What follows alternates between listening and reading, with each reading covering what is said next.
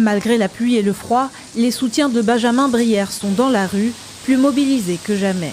D'après sa sœur, ce Français de 36 ans a été arrêté en mai 2020 alors qu'il traversait l'Iran à bord de son van en simple touriste. Aujourd'hui, on demande simplement la libération d'un touriste étranger qui est tombé aux mains des autorités iraniennes sans raison et on n'a aucune explication. Photographie de zones interdites, critique de l'obligation du port du foulard islamique. Pour Téhéran, Benjamin Brière est un espion.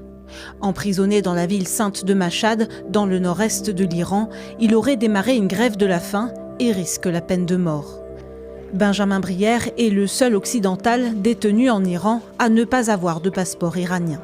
Mais au total, une douzaine de binationaux comme Fariba Adelka, chercheuse franco-iranienne, ou encore Nazanin Zaghari-Ratcliffe, britannico-iranienne, sont retenus en otage. Certains États, en l'occurrence l'Iran, et souvent d'ailleurs des États autoritaires, recourent à cet expédient pour engager des bras de fer ou avoir un moyen de pression ou de dissuasion sur des pays tiers.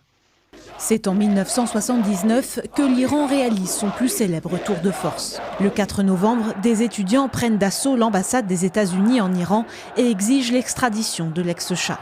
Pendant 444 jours, ils retiennent en otage une cinquantaine d'agents, causant une crise internationale dont les répercussions sont toujours perceptibles. Depuis, l'Iran continue d'utiliser des otages comme monnaie d'échange, notamment pour faire libérer ses ressortissants.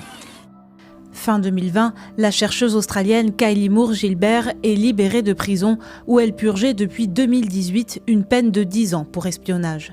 Parallèlement, la Thaïlande libère 3 Iraniens accusés de terrorisme.